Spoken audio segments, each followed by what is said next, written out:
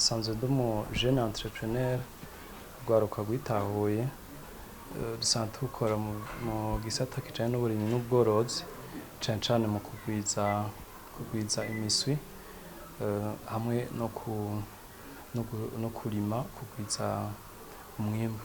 Jewe nari nsanzwe nkora akazi ko gutunganya ivy'amahoteli no kwakira ingenzi ko ni naco gisata jewe nakurikiranye nivyo nize ariko paeje imaze kunsanga ku kivi kuko ivyo narabifatanya bwa mbere ivyo vyo gukora amahoteli no kwakira ingenzi n'ibi vyo kugwiza imiswi no gutunga inkoko hamwe no kurima. Icambere coco paeje ni programme isanzwe ifasha urwaruka kugira ngo rube rushobora kwigaba rwongere rwigaburire rwongere rushobore kuronka n'ubuzi. Iryo hange twarayishitseko kuko ukorera abandi canke ugakora ibiraka hirya no hino biratandukanye cane no kwikorera kuko nk'ubu turamaze guha akazi abajene batari bake hari n'abo paeje yari yaduhaye isabiye amastage twarabashimye ca turabagumya. Bwa mbere nakora ndi umwe hamwe n'abandi nka babiri bamfasha ntivyari bwaguke gose nahereye ku nkoko zike mu nyuma ndaduga paeje yagiye gusanga nshobora kuvukisha imiswi 1000 nkaca norora nk'igice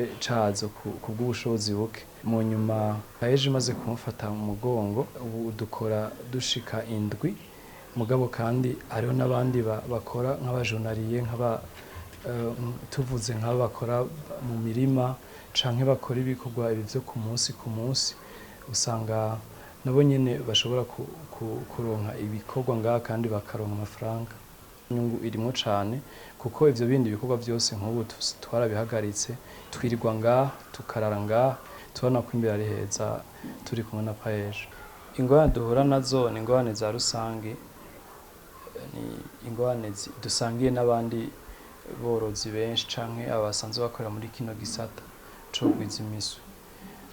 Ikintu kijanye n'indya z'inkoko ku vy'ukuri ziragoye kuronka kandi zirazimvye n'ivyo umuntu ntaronka ivya karite nziza. Zigize kuba zizimvye zigize kuba aha mu Burundi nta ndya zihari za karite ari naco gituma nka paeje yavyifuje ikabona birayihimbaye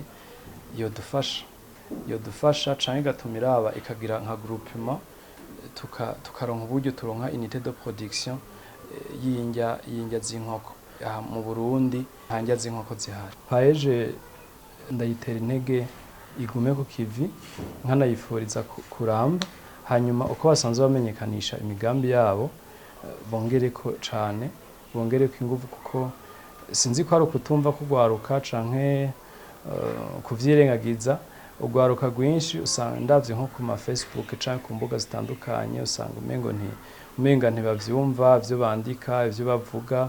Mbere coco nuko bomenya ko umwanya ugiye ntugaruka kandi uko buca umunsi uvuye ko burya bariko barasaza. Urwaruka ruhanura gukura amaboko mu mpuzu rugakora hanyuma kandi rukareka imigani imwe ya kera yo kutiziganiriza canke kutabona ko ibintu bishoboka.